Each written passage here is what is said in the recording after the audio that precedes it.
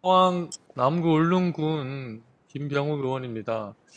우리 청년당이 12월 6일 날 창당을 해서 벌써 그것도 한 2주 정도 지났는데 아직 정식으로 출범한 건 아니에요, 사실은. 아직은 임의적인 형태고 그 자치기구 수준인데 당원 당규가 개정되고 또 다음 전당대회를 통해서 또 새로운 청년당 대표가 선출이 되면 또 본격적으로 출항을 할 텐데 본격적인 출항을 앞두고 있지만 우리가 지금 좀 청년당의 틀을 잘 갖추어 놓지 않으면 이게 쭉 지속할까 여기에 대한 우려도 있는 게 사실이에요. 그리고 앞으로 우리 청년당 여기 계신 분들 20 특히 20대가 30대하고 같이 해서 2030이 중심이 된 그런 당이 되었으면 좋겠고 그냥 과거에 있는 우리 당 청년 조직이 저는 뭐 여러 차례 말씀을 드렸지만 청년위원장 한 분, 한 사람 따라 모였다가 또 청년위원장이 또 바뀌면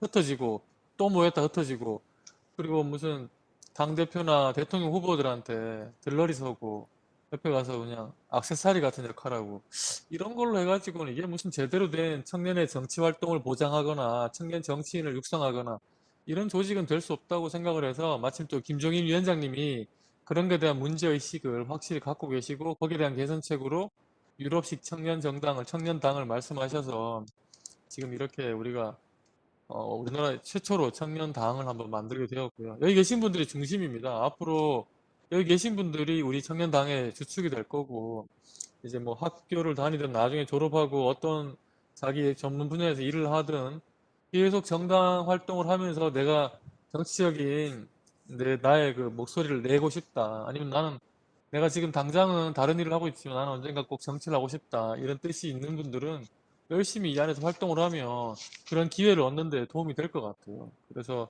이렇게 일찍부터 정치권에 와서 정당에서 활동을 하면서 이렇게 나중에는 그 뭐 선출직이 되거나 아니면 내가 꼭 선출직으로 나서지 않더라도 이 안에 건전한 목소리를 줄 수 있거나 해야 우리 정치도 우리 정당도 건전하게 발전할 수 있는 것 같고 또 지속 가능한 그 건전한 그 정치 엘리트도 키울 수 있을 것 같아요.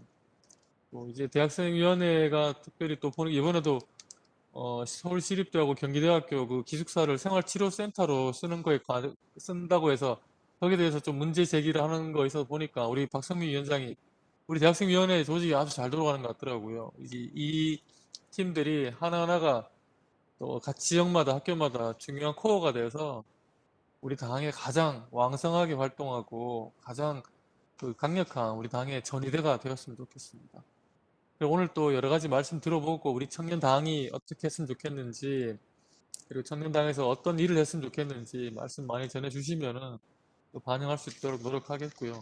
여기 계신 분들이 게스트가 아니라 호스트라는 생각 가지고 항상 임해 주시기 바랍니다. 이상입니다. 우리 네. 대학생 위원회 여러분들 우리 국민의힘과 함께 해주셔서 이 자리를 빌어서 다시 한번 감사의 말씀을 드리겠습니다. 이 정당 활동을 한다는 것이 여러 가지 목적이 있을 텐데 저는 여러분 한 분 한 분이 어떤 이유에서 이렇게 정당에 관심을 가지고 활동을 하시는지 이참에 한번 의견도 들어보고 싶고요. 이제 저도 그 만으로 25살 때 1999년도에 여기 국회 구급비서를 시작해서 2004년도에 이제 구의원 보궐선거로 정치에 입문을 하고 구의원 3선 시의원 재선을 하고 2018년도에 구청장 낙선을 하고 이번에 이제 국회의원 배지를 달게 됐습니다. 정당에 활동한 지 한 21년 정도 됐는데 제가 비교적 이제 만으로 27살에 구의원이 당선이 돼서 계속 이제 본격적으로 정당 활동을 했잖아요. 근데 이렇게 성장하는 와중에 우리 김병욱 의원님도 거의 17, 18년을 보좌진 생활을 하시다가 이번에 국회의원이 되셨는데 정당 내에서 저희 청년들이 활동할 수 있는 공간은 있었지만 그 공간 안에서 체계적인 학습을 받고 또 우리가 같이 공유하는 정당이라는 건 뜻을 같이 하는 사람들의 모임인데 함께 공유하는 가치에 대해서 토론을 해보거나 또는 정당에서 하는 수많은 정책에 대해서 함께 대화를 나눠보거나 또 우리의 의견이 국회의원이나 또는 지방의원들한테 전달이 되어서 뭔가 당원들의 의견이 체계적으로 반영이 돼 보거나 특히나 이제 젊은 사람들이 적극적으로 정당의 정책에 대해서 목소리를 낼 수 있는 통로가 없었어요. 그래서 이참에 당내 당으로 청년당을 만들어서 김영우 의원님도 말씀을 하셨지만 청년으로서 정치를 꿈꾸시는 분들이 이 청년당 안에서 마음껏 독립적으로 자율적으로 활동을 하시면서 스스로의 역량도 키우고 또 여러 청년의 목소리가 우리 모당에서 하는 여러 정책에 새로움을 더하고 또는 비판의 목소리를 내고 그런 과정을 통해서 우리가 소위 말해 이제 정치인으로서의 훈련도 하고 정치인으로서 성장해 나가는 그런 마음껏 이렇게 뛰어놀 수 있는 장을 만들고 싶다. 이런 생각에서 저희가 청년당을 만들었거든요. 그래서 청년당을 만들어 놓고 가장 핵심은 모당에 대해서 비판도 할 수 있고 제안도 할 수 있는 그런 형태로 가야 된다. 그리고 학습할 수 있는 공간이 있어야 된다. 그리고 서로 네트워크도 하지만 또 이제 인적 네트워크를 넘어서 사회에 정치를 한다는 거는 사회에 대한 어떤 기여니까 사회 봉사, 또 사회의 어떤 기여 이런 걸 할 수 있는 또 장도 만들어야 된다. 이런 이제 목표를 가지고 있고요. 그리고 이제 청년당 안에서 우리가 활동을 할 때는 굉장히 수평적인 형태로 우리의 목소리 하나하나가 서로 이제 공유가 되고 거기서 새로운 안을 도출할 수 있는 토론과 합의의 과정을 통해서 운영되는 당의 형태를 만들고 싶다라고 생각을 하고 있고, 그리고 결국 이제 독립되고 자율적으로 활동하려면 예산이 뒷받침돼야 되니까 김병호 의원님 나중에 설명하시겠지만 청년 정치 발전 기금을 법적으로 만들어서 정당에 지원되는 금액에서 한 5% 정도 청년당에 이렇게 쓸 수 있도록 하자. 그러면 우리 대학생위원회도 아마 자체적인 사업을 한다거나 자체적인 어떤 입법 활동 이런 거를 할 때 좀 지원을 받을 수 있을 거라고 생각을 하거든요. 그리고 저희가 이번에 청년 정치 혁신 패키지 3법을 김병옥, 그리고 우리 청년당에 관심이 많으신 연세는 좀 있으시지만 경찰 출신인 서범수 의원님하고 청년 패키지 3법을 지금 전자 발의를 해놓은 상태입니다. 그 하나가 이제 그 김병우 의원님 나중에 말씀해 주실 거고 저는 피선거권 인하하는 거를 발의를 했거든요. 이 공직선거법 일부 개정 뭐입니까? 공직선거법 일부 개정 법률안인데 우리가 선거권이 만 18세로 낮아졌잖아요. 근데 우리 피선거권은 만 25세로 70년째 유지가 되고 있거든요. 근데 왜 애초에 만 25세가 되었느냐? 명확한 근거도 없어요. 그냥 그 정도면은 국민을 대표해서 일할 수 있는 소위 말해 이제 양식을 좀 갖추지 않았을까 뭐 이런 기준이었던 것 같아요. 이게 70년 전에 정해졌어요. 근데 이번에 선거권이 낮아졌기 때문에 그것과 연동해서 피선거권도 좀 낮아지면 좋지 않을까. 실제 이제 만 25세 미만은 정치가 안 된다. 그러나 젊은 층들 중에서 요새는 고등학교 때부터도 사회 문제에 막 목소리를 내는 친구들이 있잖아요. 출마하고 싶은 사람들이 있는데 이 피선거권 제한 때문에 안 되다 보니 그 헌법재판소에 이렇게 헌법 소원을 한 경우가 있더라고요. 그래서 뭐 이런 사례도 보고 그다음에 지금 이제 뭐 유럽에 잘 나가는 소위 말해 청년 리더들이 많잖아요. 총리 마크롱 대통령도 그렇고 또 34살의 핀란드 총리 산나 마린 같은 사람들도 아주 젊은 나이에 이제 총리가 되었는데 그 사람들 이력을 보면 정당 활동을 14년 동안 했다고 돼 있거든요. 그러니까 20살 때부터 정당 활동을 시작한 거예요, 본격적으로. 근데 그게 그냥 된 게 아니라 이 소위 말해 우리 같으면 이제 고등학교 시절 때부터 정당에 소속이 돼서 활동을 한 이력이 있기 때문에 이 피선거권을 사실은 지금보다 더 낮춰도 무방하다라는 생각이 들고, 그리고 이제 국민이 워낙 이제 국민의 연령대도 다양하고 계층도 다양한데, 사실 우리 계층 간에 지금 갈등이 굉장히 심하고, 그 다양한 목소리를 기존의 우리 의원들 지금 연령으로는 담아낼 수 없는 부분들이 있다. 그래서 좀 더 젊은 청년들의 목소리를, 그 청년들 중에 리더가 나와서, 이 입법자가 나와서 활동할 수 있도록 하기 위해서는 피선거권을 좀 낮출 필요가 있다. 이렇게 생각이 들고, 우리가 이제 우리 당으로 보면 17대 때 30대 의원이 대거 586 운동권 세대들이 정치에 입문을 했더라고요. 그게 한 12% 정도가 됐었는데 20대 국회에 들어서 30살 30대 국회의원 수가 1% 정도밖에 안 되거든요. 오히려 이 17대에서 20대 오면서 퇴행하고 21대 같은 경우는 민주당은 지금 30대, 민주당, 정의당 30대가 꽤 있잖아요. 근데 우리 당 같은 경우는 제일 최연소가 배현진 의원님인데 유일하게 30대거든요. 그래서 국민의힘은 좀 더 젊은 층에게 눈을 돌릴 필요가 있고 청년층에게 그러기 위해서는 적극적으로 우리가 피선거권을 좀 낮출 필요가 있다 해서 요번에 제가 피선거권 연령을 만 19세, 만 19세라는 건 이제 민법상 성년인 나이거든요. 그래서 피선거권을 19세로 낮추는 법안을 개정안을 발의를 해놓은 상태고요. 우리 당의 김미애 의원님은 피선거권을 만으로 21세를 낮추자 이렇게 또 발의를 해놓으신 상태고, 그리고 용혜인 의원 같은 경우는 선거권하고 나이가 같은 만 18세로 피선거권도 낮추자 이렇게 법안을 발의해 놓은 상태입니다. 그래서 이 만 19세라는 거, 이게 18세는 피선거권과 선거권을 같이 한다 이런 명분이 있고 21세는 아마 이제 대학 기준으로 대학 졸업하는 뭐 남성은 또 군대 갔다 와야 되지만 아마 여성 기준으로 대학 졸업하는 나이를 본 것 같고요.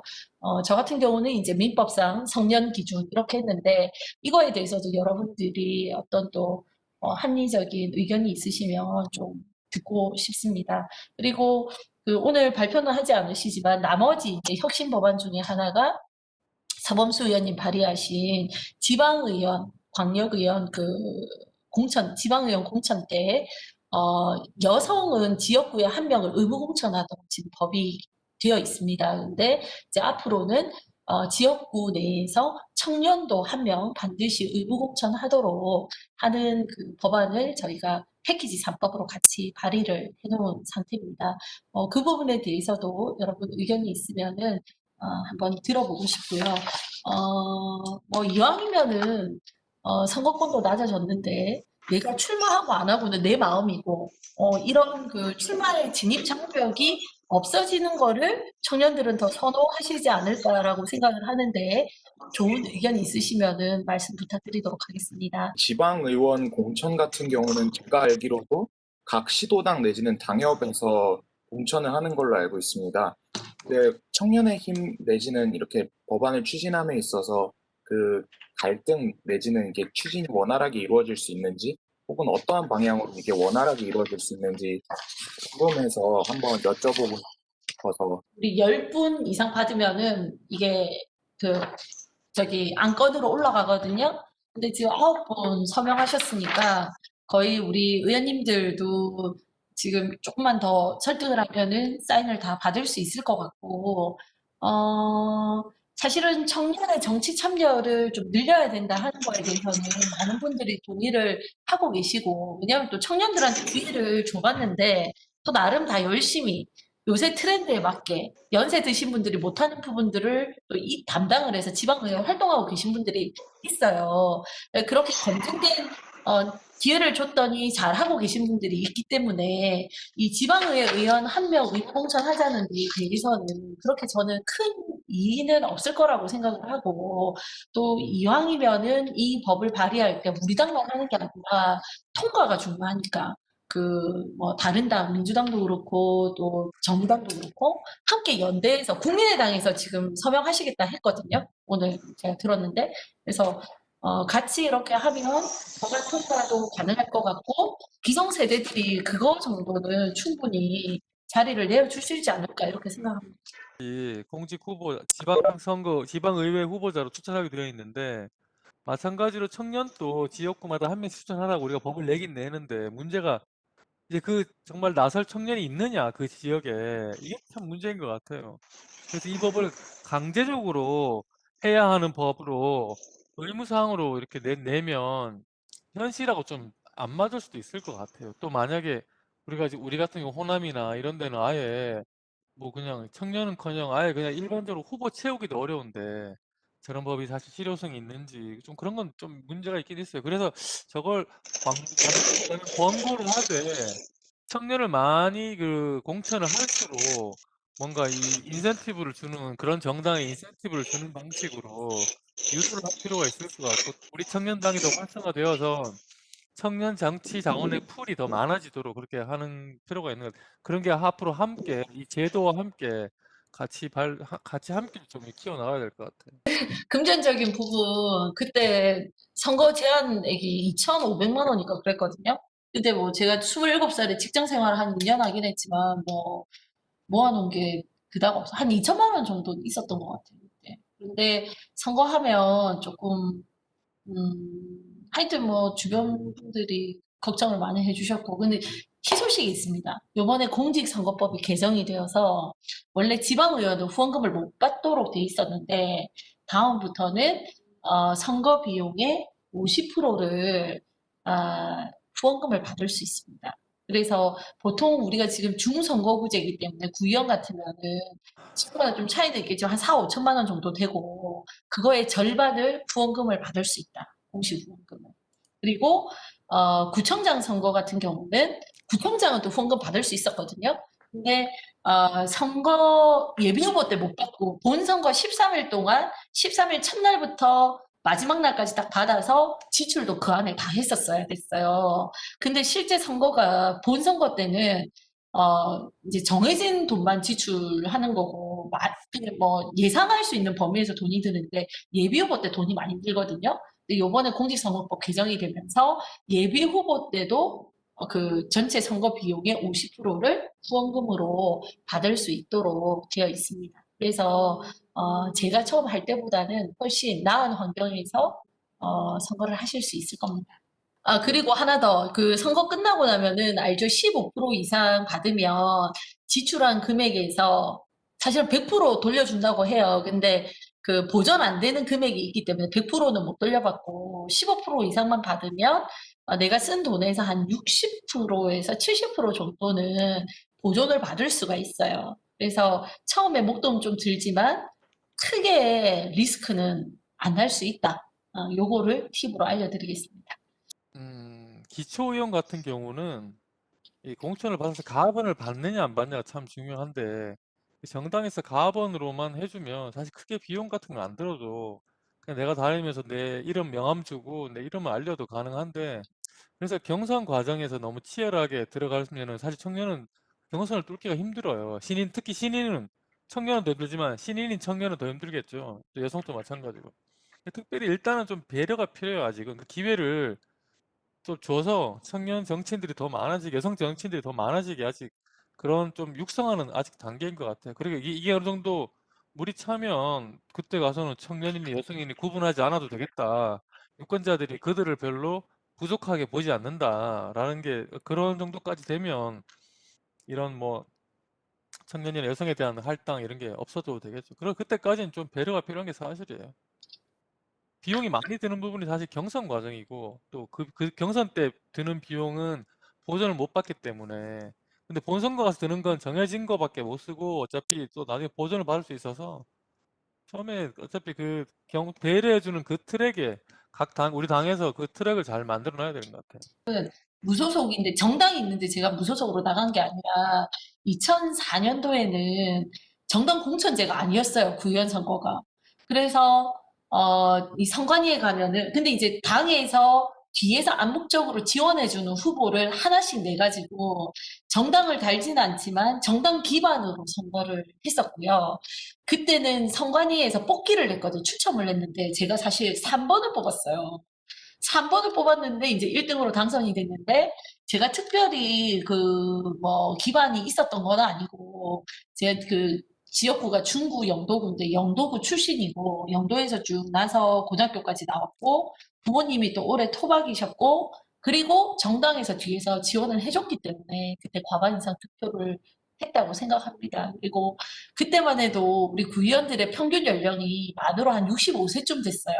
근데 영도에서 처음으로 여성이 나왔고 특이하게 20대 여성이 나왔으니까 제가 지금 우리 주민들한테 감사한 게 제가 무슨 검증된 능력이 있어서 뽑아줬던 게 아니라 어? 정치에 좀 식상했는데 저렇게 새로운 젊은 사람이 도전하니까 신선하네? 그러면 한번 우리 영도의 딸이라고 하니까 한번 밀어줘 볼까? 이런 심리 때문에 저를 뽑아주신 것 같아요. 그래서 그거에 대해서 제가 굉장히 감사를 드리고 여러분들도 뭐 도전을 하시면 그런 참신함으로 또 평가를 받으실 수도 있지 않을까 이런 생각이 듭니다. 유럽도 그런 것 같고, 그래서 정당에서 선거 캠페인을 경험해 봐야 돼요, 사실은. 그런 경험을 하고 내가 나중에 후보로 나가는 게 맞는 것 같아요. 정치가 저는 생활과 절대 무관하지 않다고 생각하거든요.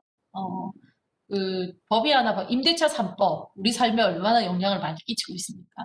우리가 모를 뿐이지, 이 법과 정치라는 것이 우리 생활과 굉장히 밀접합니다. 그래서 정치에 무관심하신 분들한테 저희가 어필할 수 있는 거는 그 민생과 관련된, 그리고 청년 세대가 관심 있어 하는 주제를 잘 포착해서 궁금해하고 답답해하는 부분들을 입법 과정을 통해서 또는 정책으로 반영해서 이렇게 개선하는 모습을 보여주는 것.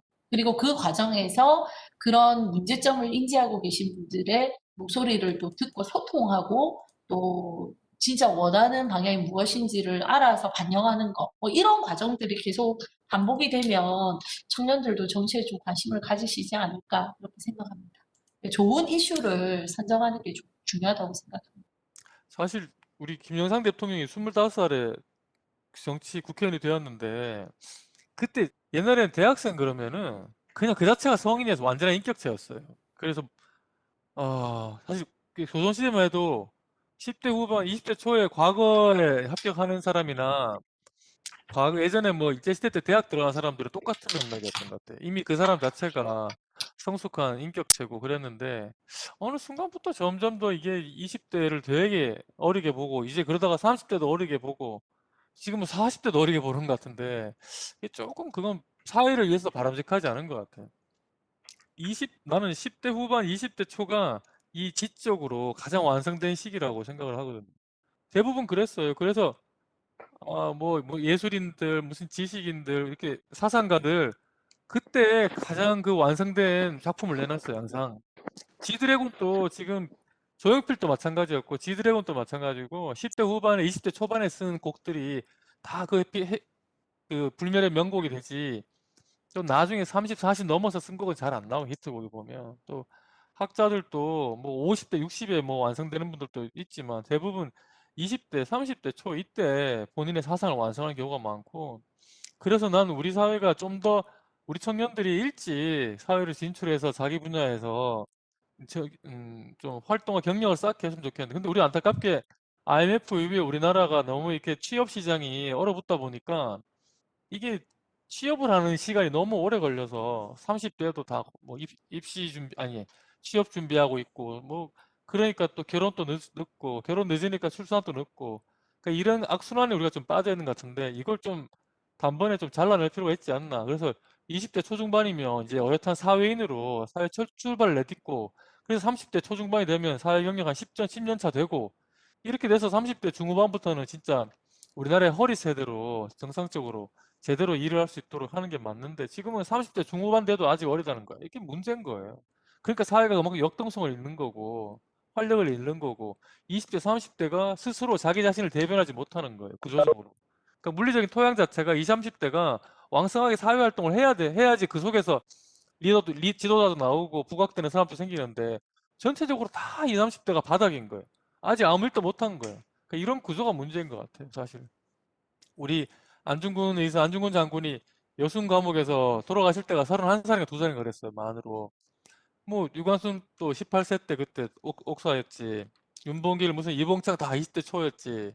다 옛날 뭐 그리고 또 뭐 JP 같은 경우에 김종필 총리는 뭐 총리를 할 때 했을 때가 37인가 8인가 그랬고 이 나이가 문제가 아닌 것 같아요. 언제 시작을 하느냐. 그래서 시작을 해서 경력이 얼마나 되느냐. 10대 후반에 시작하면은 20대 중반만 돼도 20대 후반만 돼도 10년의 경력이 있는 거예요, 사실은.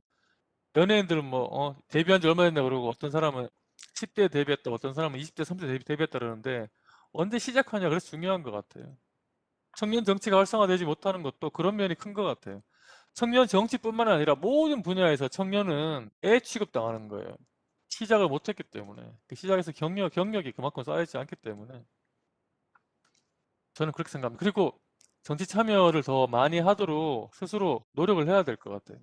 내가 열심히 정치 참여해가지고 나의 이익을 지키고 나의 이익을 실현하기 위해 노력하는 그런 사람들이 많이 있어야지.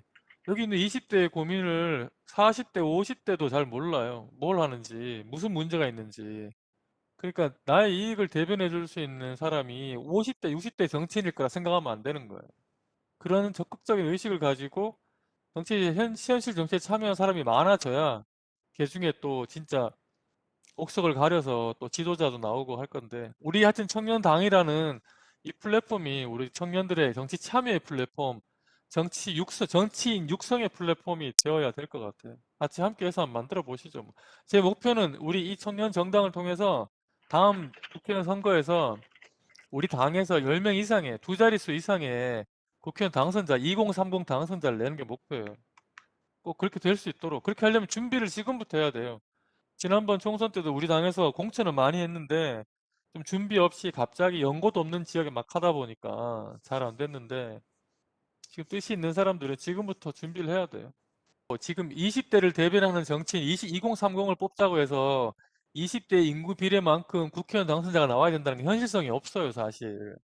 하지만 최소한은 필요하다고 생각을 하고 나는 그게 일단 시작을 2030을 우리가 다음 국회의원 선거에서는 우리 당이 한 두 자릿수 냈으면 좋겠다. 우리 당이 그래도 100석에서 150석 사이 왔다 갔다 하는 정당인데 보통 이 안에서 한 10명 이상만 있어도 2030 정치는 활짝 필 거다 생각을 하고 그 시작을 아무튼 여기서 시작을 해서 우리가 다음에 10명의 2030 당선자를 만드는 걸 목표로 했으면 좋겠어요. 19세 뭐 피선거권 내린다고 해도 뭐 19세, 20세 국회의원이 나올까, 뭐, 그것도 참, 현실적으로는 쉽지 않다고 생각을 하지만, 그래도 상징적으로 만약에 20대 초반에 국회의원이 나온다고 하면, 또 그 사람이 또 잘하면, 여러 가지 또 국민들의 시선도 달라지겠죠.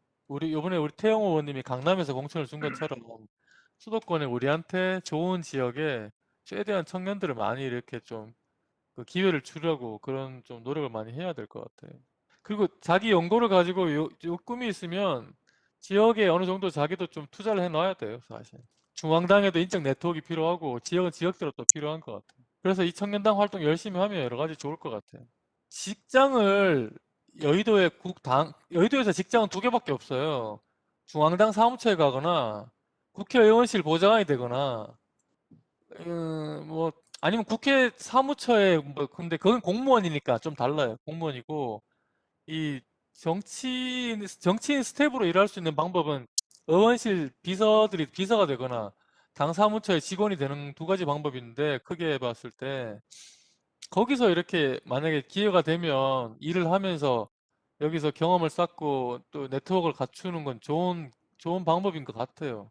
그래서 그런 쪽으로도 한번 생각해 볼 수도 있고 아니면 이렇게 청년 당회 활동을 하면서 나는 내 일을 또 하면서 청년당 활동을 하면 병행하면서 이 안에서 또 여러 가지 또 자기 역량도 한번 발휘해 보고 그 안에서 또 한번 나를 또 평가도 좀 받아보고 그러면서 자기 지역에 가고 또 그런 방법을 택할 수도 있고 여러 가지가 있을 것 같아요.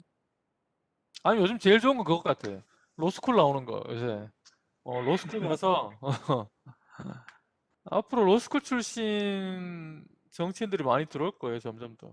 우리 당의 여성위원회가 같은 경우에도 그 여성을 지방선거에서 아니면 그 국회의원 선거에서 얼마 이상 그 뽑도록 해놓고 거기에 따라 이제 실천을 하면 여성 발전 기금이라 해가지고 각 당에 주는 국고 보조금의 10%를 주게 돼 있더라고요. 근데 그거하고 비슷하게 해서 일정 부분 청년을 공천을 하는 정당한테 그 5% 이내에 그 국고지원금을 따로 떼가지고 이 청년 정치에 쓰도록 각 정당이 이렇게 강제하는 방식인데, 이 법이 통과가 되면 각 정당도 그 법을 지켜야 되니까 이 청년당이 활동하는데 상당히 큰 도움이 될 거고, 이 청년당이 지속 가능하기 위해서는 반드시 이 법이 필요할 것 같아요. 육성 프로세스라 그랬는데 세상에 누구도 정치인을, 국회의원을 키워주지는 않아요. 만들어주지는 않아요. 스스로 커가야 되는 거예요. 내가 꿈을 가지고 나는 이준석하고 다른데, 나도 이준석하고 달라. 이준석처럼 나도 그런 하이 하이 레벨이 아니야. 나도 지방대 나오고 그런 사람인데 다 달라요. 서로 각자가 갈 수 있는 길이 다르고, 뭐 이준석 같은 경우가 무조건 다 잘 되는 경우도 아니고. 그러니까 여기 청년당 활동을 한다고 해서 나를 국회의원으로 만들어 줄 사람은 아무도 없는 거예요. 내가 목표를 세우고 내가 알아서 길을 찾아가야 되는 거예요. 근데 그 장경태 의원의 스토리를 제가 정확하게는 다 뭐 본인한테 듣지 않아서 모르지만, 이제 예전에 그냥 노사모로 활동을 시작해서 정당에 활동을 하면서 굉장히 이 청년의 영역을 넓히는 데 적극적으로 목소리를 냈던 것 같아요. 그래서 청년 공천 주는 문제도 요번에 자기도 공천을 받긴 했지만 적극적으로 목소리를 내고, 심지어는 민주당 같은 경우는 공천받은 청년들한테 선거 아, 비용 아. 후원금을 못 받으니까 그 선거 비용 후원금 외에 또 돈이 들잖아요. 그 돈을 정당에서 빌려주고 당선되고 나서 보존받아가지고 갚고, 그걸 정당에서 대출을 해줬다더라고요. 근데 그거를 장경태 의원이 제안해가지고 한 걸로 알고 있거든요. 그래서 본인이 정치를 하고자 하는 뜻이 굉장히 확고히 있기 때문에 그 본인이 하는 데 있어서 어려운 문제들을 당 내에서 목소리를 내면서 하나하나 해소해 나가는 그런 전략을 썼던 것 같아요.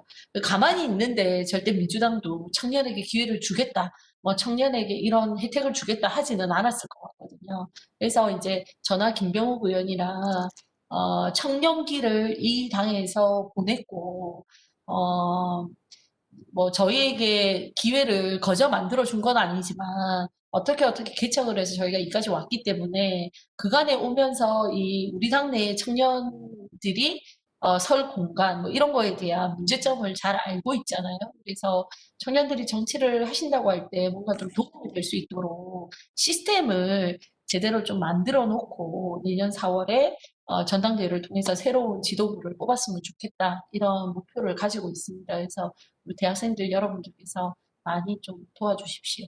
네, 저는 아주대학교 재학 중인 이윤규입니다. 그 질문 드리기 전에 개인적으로 좀 그 김병욱 의원님한테 감사드리고 싶은데, 그 김병욱 의원님이 그 지난번에 그 전대협 대자보 사건 관련해서 국감에서도 나서 주시고, 그리고 최근에는 그 건조물 침입죄 규정을 좀 다르게 하는 개정안을 내주셨잖아요. 제가 그 당사자랑 친구인데, 어, 어, 매우 감사하게 당사자도 지금 생각하고 있습니다. 근데 직접 좀 인사드리는 게 지금 맞지만, 이심은 네. 언제 한대요? 2심은 지금 뭐 좀 진행 중인데, 그 아주 그 핵심적인 요건이 개선이 안 돼서 현재 상황이라면은 좀 같은 판결 결과가 나오지 않을까 좀 이렇게 생각하고 있습니다. 그래요. 근데 그 법 개정안이 법사위에서 잘 안 됐어요.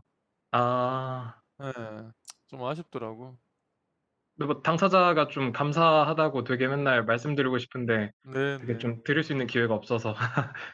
그, 아니, 말도 안 네. 되는 거지, 진짜. 우리나라에 무슨 대학교에 대자 붙였다고, 그거 경찰에서 잡아가지고 기소하고 그런 게 어디 있어. 그게 진짜, 아이고, 박정희 전두환 때도 안 그랬을 거야, 진짜. 음, 이해가 안 돼. 네.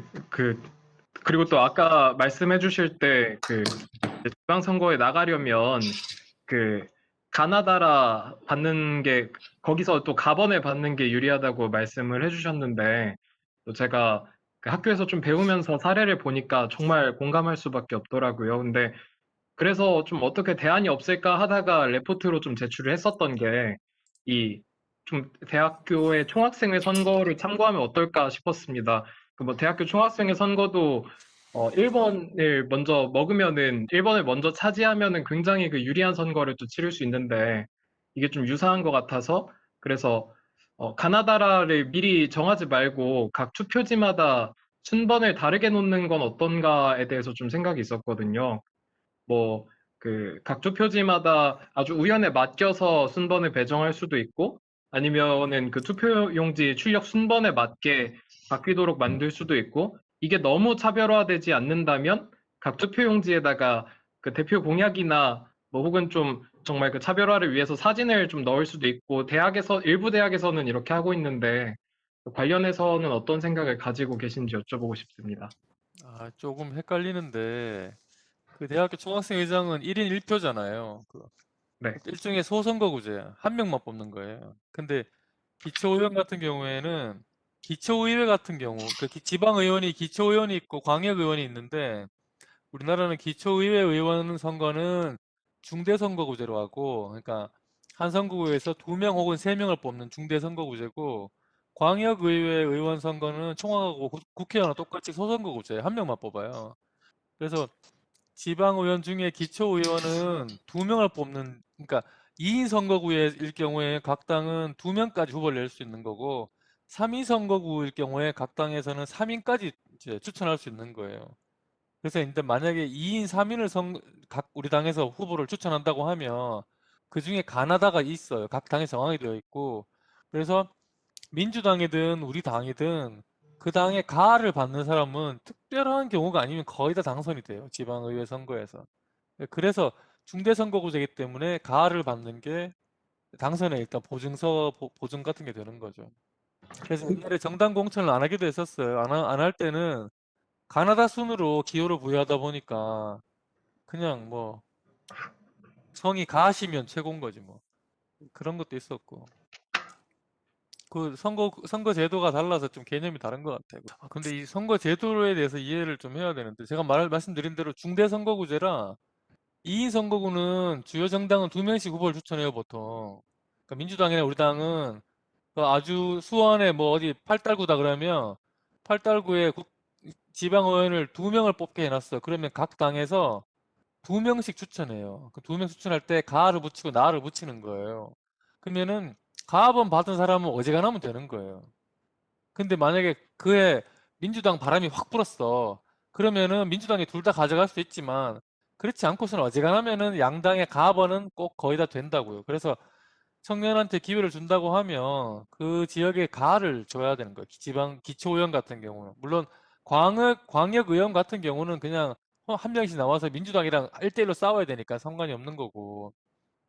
그래서 사실 지금 전국의 국회의원이 지역구가 253명인데 만약에 우리가 이번에 낸 법에 따라서 청년을 여성과 마찬가지로 각 국회의원 선거구에 무조건 1인 이상 의무적으로 이렇게 추천하게 만들면은 전국에 최소한 253명의 만 39세 미만의 지방의원이 생기는 거예요. 근데 그게 계속 반복이 되고 누적이 되면 젊은 정치인들이 많이 이렇게 탄생하게 되겠죠. 그중에 또 지역에서 성장하고 이러면서 또 국회로 진출하는 경우도 많아질 수 있고.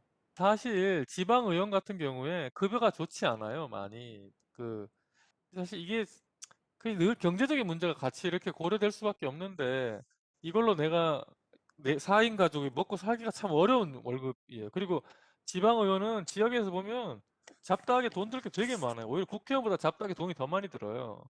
국회의원은 사실 국회에 와서 생활을 오래 하기 때문에 근데 지역에 계신 분들은 지역에 있으면서 이것저것 사람들을 부딪히니까 막 밥도 먹어야 되고 사실 뭐 이것저것 돈이 또 필요한 경비가 많이 들더라고요. 그러니까 그런 면에서 현실적으로 막 여러 가지 생각해야 될 게 많이 있어요. 20년을 되게 독특하게도 이 80년대 운동권 세력들, 86세대가 거의 독점해 왔었어요. 그 특정한 세대가, 그 세대가 나이 차이가 많지가 한 위아래로 한 10년, 좁게는 5년 정도? 그러니까 80년대 초반 학번들이에요, 사실은. 그분들이 집단적으로 정치권에 진출해서 집단적으로 지속적으로 이렇게 자기들끼리 이렇게 똘똘 뭉쳐가지고 권력을 이어가는 예가 잘 없어요, 대부분. 골고루 섞이는데. 근데 이분들 같은 경우에 사실 옛날부터 민주화 운동을 하고 그걸 좀 경력 삼아, 훈장 삼아 지금까지 계속 정치를 하고 또 정치를 하면서도 그 행태가 그런 과거의 그 학생운동 시절의 행태를 그대로 보여주고 있는 거예요. 그래서 세상을 전두환이라는 거대한 악, 그러니까 어벤져스 같으면 이 타노스가 전두환인 거예요. 타노스와 싸우는 어벤져스 군단이라고 자기를 이렇게 생각을 하는 거죠. 지금 또 세상에 그런 타노스, 전두환 같은 거악이 있다고 항상 설정해 놓는 거예요. 그러니까 늘 그런 또 거악이 필요한 거예요. 그래서 그 뭐 지금 우리를 가지고 이제 뭐 적폐라 그러고 지금은 또 토착 외구라 그러고 그 상대를 그럼 반드시 괴멸시켜야 되는 악으로 그러니까 진영을 철저히 갈라서 나는 선, 너는 악으로 해서 이런 그 대결의 정치 또 패거리 정치 난 이런 걸 계속 해온 게 문제라고 생각하고 그러다 보니까 이분들이 실제로 국민들의 생활에 관한 이런 거에 대해서는 별로 관심이 없고 또 오히려 기업 경제 활동도 대기업은 악이야 무조건 이렇게 딱 규정해놓고 그 사람들을 어떻게 하면 때려잡을까 그 사람들을 어떻게 위축시킬까 규제를 할까 그러니까 이런 식으로 접근하기 때문에 좀 현실적으로 뭐 기업의 활동을 좀 더 붐업을 시킨다거나 아니면 국민들의 삶을 개선한다거나 주거 문제, 교육 문제 결혼 이런 문제에 대해서 구체적인 솔루션을 내놓는데 상당히 좀 둔감하고 좀 그런데 별로 투자를 안 하는 것 같아요. 그래서 정치는 그런 구체적인 삶의 문제를 해결할 수 있는 수단이어야 하는 거예요. 뭐 닭사스럽게 말하면 정치란 그래서 밥이다. 밥을 만드는 그 밥을 짓는 일 자체가 정치가 돼야 된다. 이렇게 생각을 해요. 그러니까 구체적인 20대가 가지고 있는 문제가 뭐가 있다 그러면 그걸 해결해주고 이래야 되는데 그런 걸 늘 정치적으로 막 이용하려고 하는 게 좀 거의 그런 몸에 그런 정치 유전자가 그분들은 갖고 들어있는 뼛속까지 박혀 있는 것 같아요. 그러니까 모든 걸 정치화하고 그 진영화시키고 나한테 유리한 쪽으로 좀 뭔가 바꾸려고 하고 뭐 그런 것 같아서 그런 건 정말 좋지 않은 것 같아요. 당 공천만 많이 하지 말고 뭐 그렇게 볼 수도 있죠. 섞을 수도 있는데 지금 일단 양을 키우는 게 좀 중요한 것 같아요. 그리고 실질적으로 나중에 또 뚜껑 열어봤는데 민주당은 2030이 막 한 20명 되는데 우리는 5명밖에 없어. 그럼 우리가 국민들한테 더 좋은 소리 못 듣겠죠. 결국은 국민들 전체에 비치는 시각도 중요하니까 그런 쪽으로 나아갈 수밖에 없을 거예요. 당선 가능성을 높이고 비례도 좀 많이 주고 그 우리한테 좋은 당선 가능성이 높은 지역의 청년들을 좀 배치하고 이런 노력을 안 할래 안 할 수가 없을 거예요. 저번 총선 때 우리가 퓨처 메이커라고 그 청년들 16명이죠. 이렇게 쭉 수도권에 공천을 줬는데 사실상 다 험지에 공천을 줘서 한 명도 살아남지를 못했잖아요.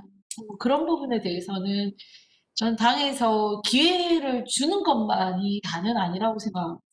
기회를 줬으면 실질적으로 당선이 되고 들어와서 몇 명이라도 일을 할 수 있도록 이렇게 해야 되는데 너무 그냥 포장만 좋게 하고 실질적인 효과가 없었던 것 같아서 그거에 대해서는 굉장히 저는 좀 아쉽게 생각하고 물론 뭐 기회를 아예 안 준 것보다는 낫다? 이렇게 말할 수 있을지는 모르겠지만 다음번 공천 때는 그거보다는 훨씬 개선된 수준으로 또 그거의 밑바탕에는 우리 청년당 안에서 청년들이 열심히 활동을 해서 또 능력을 키운 청년들이 당당하게 목소리를 낼 수 있는 그런 구조를 빨리 만들어야 된다고 생각합니다. 진짜 지역에서 지방의원에 대한 관심이 확실히 없는 거는 맞아요.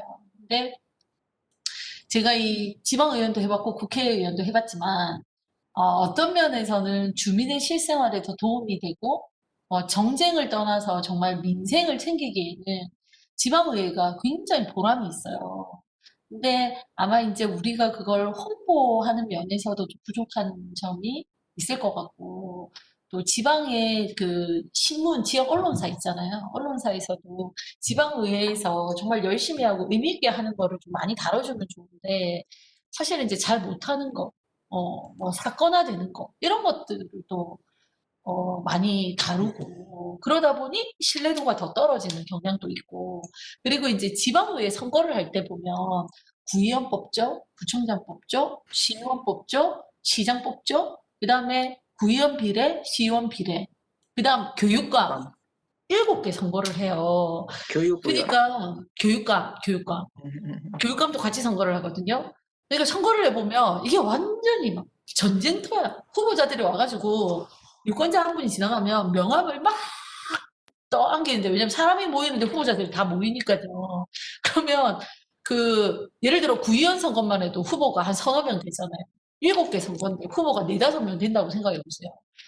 한 번에 명함을 막 20장, 많으면은 진짜 큰 행사 가면 한 35장씩 막 받아가세요. 그거 다 보겠어요? 누가 누군지도 몰라요. 이게 우리가 선거를 이제 후보자니까 구의원 선거, 구청장 후보, 시의원, 시장 후보 다 알지만 선거를 하시는 분들 입장에서는 홍보물이 한꺼번에 이만큼 오니까 이게 구의원 후보인지 시의원 후보인지 뭔지 몰라요. 그냥 이름은 어떻게 기억은 하셔가지고 근데 대부분 찍으러 가면 그냥 당 보고 찍는 경우가 많은 거예요. 그러다 보니 교육감 선거에는 굉장히 혼란스러워 하시거든요. 당에서 공천을 주는 것도 아니야. 보통 교육감 나오면 한 10명씩 나와요. 누구를 찍어야 될지 모르다. 그러니까 표가 다 교육감 선거 흩어지잖아요. 그러니까 누군지도 모르고 찍는 경우가 많고, 그러다 보니 이분들이 무슨 일을 하는지 제대로 언론을 통해서 알 수 있는 방법도 없고, 그나마 유관 단체 활동하시는 분들은 행사 가면 뭐 구의원, 시의원들이 오니까 아, 저 사람이 구의원, 시의원인가는 아는데 이 사람들이 어떤 일을 하시는지 잘 모르는 거예요. 그러니 제대로 평가를 할 수도 없는.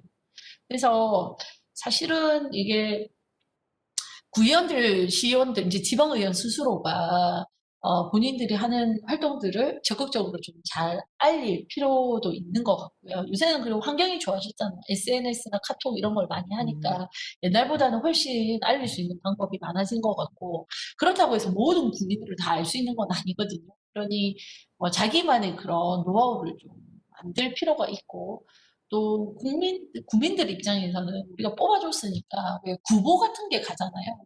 구의원들 활동, 시의원 활동 그나마 좀 알 수 있거든요. 그런 거에 좀 관심을 갖고 봐주시면, 그러니까 서로가 제도상 필요해서 만들어 놓은 것이고 국민의 세금으로 월급을 주는 거기 때문에 우리 국민들도 좀 관심을 가져야 하고, 또 우리 선출직들 입장에서는 자기들이 또 보다 적극적으로 자기 활동을 좀 알릴 필요가 있고, 참 자리만 잘 잡으면 이 지방의원들이 없는 것보다는 굉장히 공무원들이 일을 할 때 그렇잖아요. 누군가가 내 뒤에서 쳐다보고 있다라는 것과 아무도 없는 상태에서 자기 마음대로 일을 한다는 건 완전히 다르거든요. 그래서 지방의원들이 참 감시자의 역할 이런 것들을 제대로 하고 있음에도 불구하고 많이 안 알려져서 그게 좀 저는 개인적으로 아쉽다는 생각이 들고, 적극적으로 알려야죠. 그리고 저는 개인적으로 제가 청년이고 제가 뭐 아주 부잣집 딸도 아니고 모아놓은 자산이 많아가지고 선거에 나온 것도 아니고 구의원, 시의원 했던 게 저는 자산이 돼서 국회의원이 된 사람이거든요. 구의원, 시의원의 경험이 굉장히 소중했어요. 그래서 우리 청년들도 뭐 정치를 한다는 게 바로 뭐 국회의원 돼야지 이거보다는 지역에서 주민들과 소통하는 방법을 키우고 주민들과 더 친숙해지는 데는 지방의원 굉장히 도움이 되기 때문에 지방의원 활동에도 좀 많이 관심을 가지고 도전을 해 주셨으면 좋겠다는 생각이 듭니다. 그리고 결국은 지방의회나 국회나 크게 차이지 하는 일은 똑같거든요. 그래서 거기서 어떻게 보면은 지방의원이 될 수만 있으면 세비로 내가 월급 받으면서 나를 트레이닝할 수 있는 가장 좋은 기회거든요. 그렇게 훈련이 되어서 국회에 오면 더 일을 저는 잘할 수 있다고 생각을 하기 때문에 하여튼 지방의회 의원들한테도 관심을 좀 많이 가져주시면 좋겠습니다. 네, 감사합니다. 네. 어떻게 하면 청년들이 조금 다양한 주제에 대해서 더 적극적으로 정책에 참여할 수 있을지 그런 방법들을 생각하신 게 있으시다면 어떻게 생각하시는지 궁금합니다. 목소리가 커지려면 한 사람의 목소리가 정말 크던가 여러 사람이 같은 목소리를 내던가 그 둘 중에 하나인 것 같아요.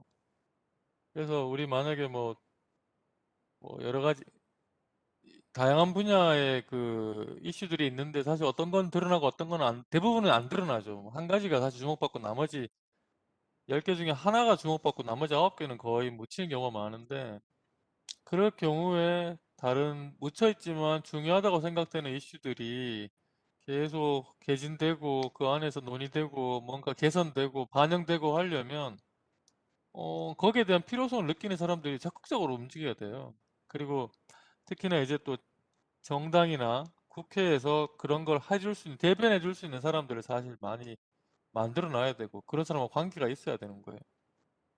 또 우리 청년당 같은 경우에 또 이 중앙당에서 못하는 일, 크게 관심을 가지지 못하는 좀 어떻게 보면 마이너한 일들, 하지만 거기에 대해서 이해 관계자가 많다, 이런 문제에 대해서 적극적으로 우리가 하려고 해요. 지금 사실 얼마 전에 대학교 기숙사 같은 경우도 크게 언론은 안 나왔어요. 사실 우리가 해도. 하지만 그 뉴스를 목이 빠져라 보고 있는 학생들이 분명히 있어요.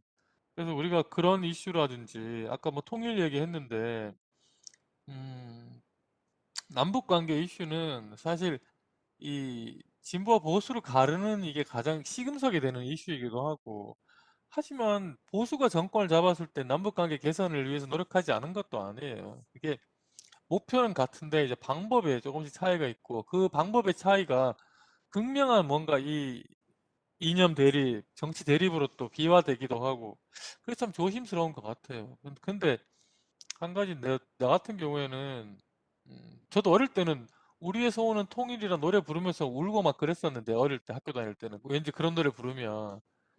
근데 나이가 점점 들면서 별로 현실적으로 이 북한이라는 게, 통일이라는 게 내 삶에 어떤 영향을 미칠까, 이런 게 더 중요한 것 같더라고요.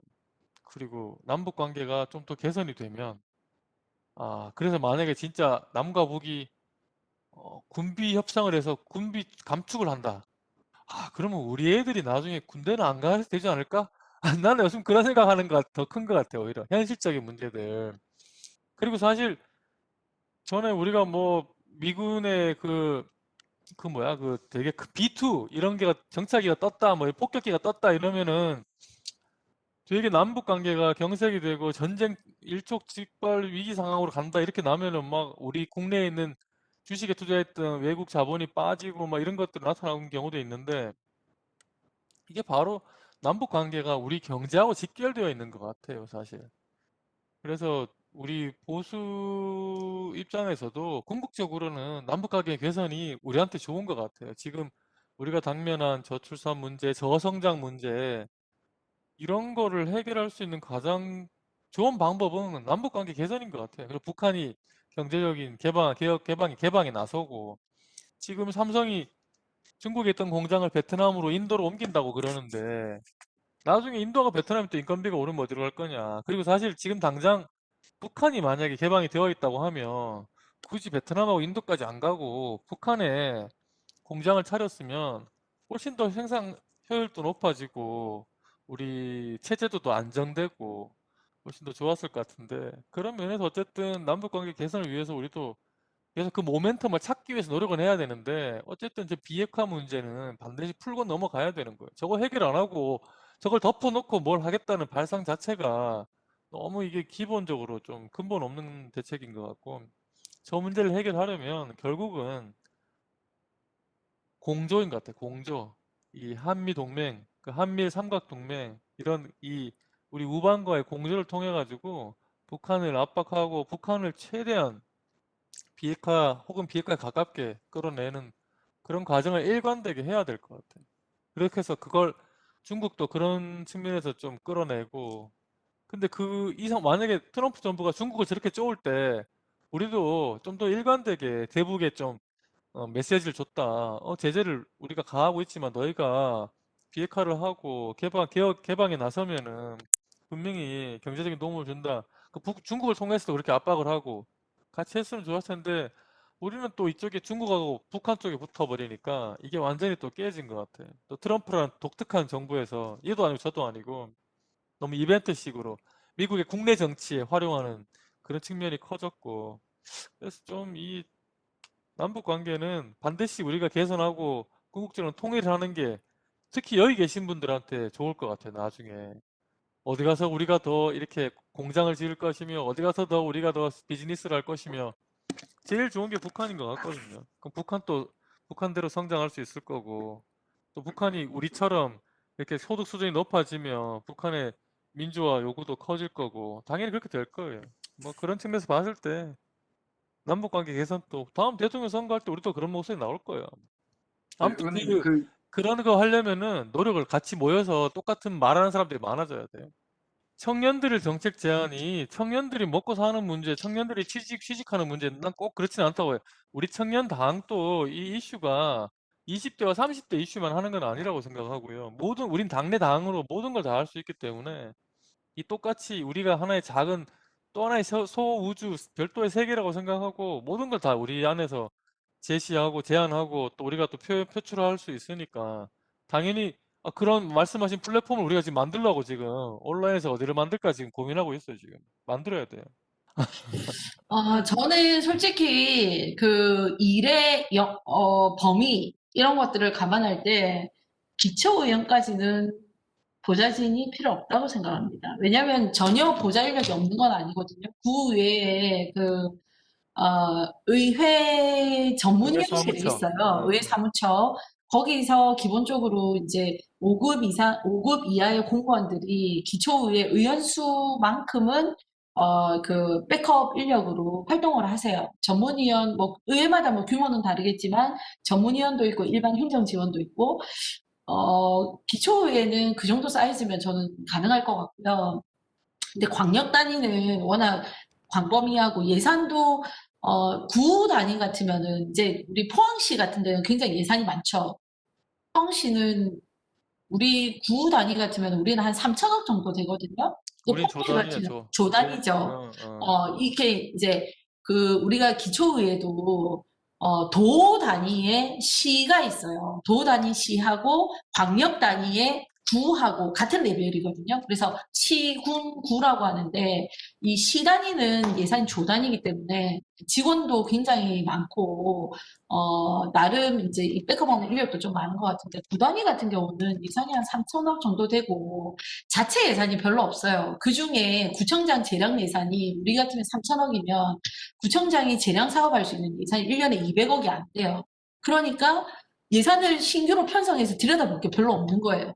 그리고 조례 같은 경우도 거의 이제 상위법이 개정이 되면 그것에서 연동돼서 개정되는 것들이 많고 자체적으로 신규 조례를 발의하려고 해도 상위법에 근거가 없으면 또 못해요. 그런 어떻게 보면 이게 한계고 나중에 지방 분권화가 되면은 권한이 더 커지면서 백업 인력도 보좌 인력도 1대1로 좀 필요할 수는 있는데 제가 현실적으로 말씀드리면 기초 단위에서는 전 조금 현재 그 사무처 인력으로 전 조금 충분하다고 보고 근데 이제 시 단위는 광역시 그다음에 도 단위는 커버해야 되는 영역이 너무 넓잖아요. 도 같은 경우는 얼마나 규모가 커요. 그 안에 시만 해도 면적은 어마어마하거든요. 그런 면에서 볼 때 한 명 정도의 보좌진, 그러니까 1대1로 백업해 줄 수 있는 이거는 저는 좀 필요하다고 생각합니다. 내년도 예산이 2조 5천억 원이에요. 와, 부산시는 13조거든요. 부산시 본 예산이 지금 한 15조 될 거예요. 그 교육청이 한 3조 되고 본청이 한 12조 정도 되고. 그러니까 15조 이런 예산은 구에 비해서 한 50배 이상 크잖아요. 그러니까 그걸 다 우리가 커버하고 또 위원회별로 나누더라도 위원회 하나의 예산이 1조가 넘어가기 때문에 그건 좀 진짜 혼자서 하기 힘들더라고요.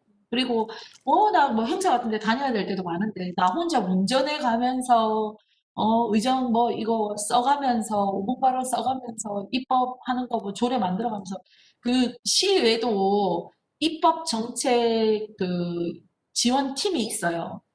그 박사급 인력이 한 열 몇 명 이렇게 근무하시거든요. 그리고 의회 사무처 위원회별로 직원이 한 7, 8명 정도 상주해서 이렇게 도와주세요. 그러니까 워낙 그 광역 단위는 범위가 많으니까 위원회로 다 나뉘잖아요.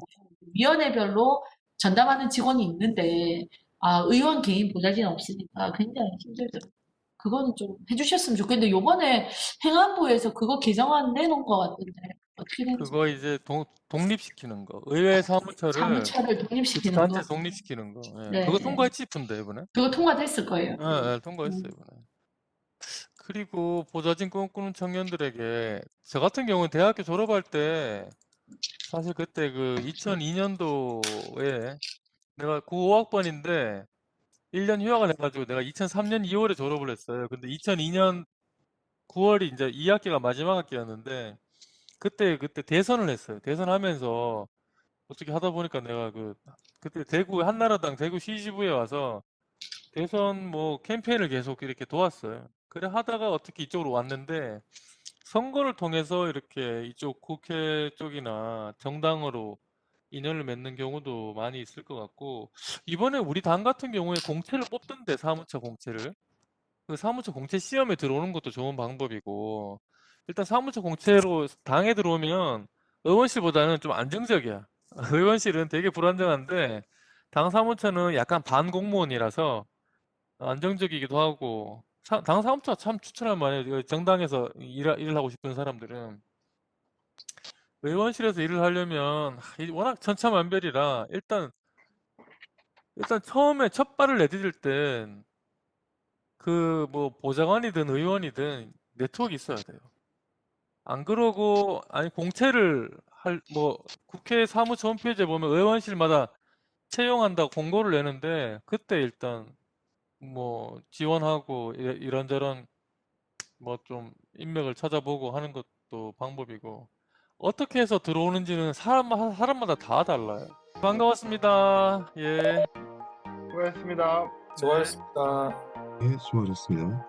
감사합니다. 나갈게요. 감사합니다. 네.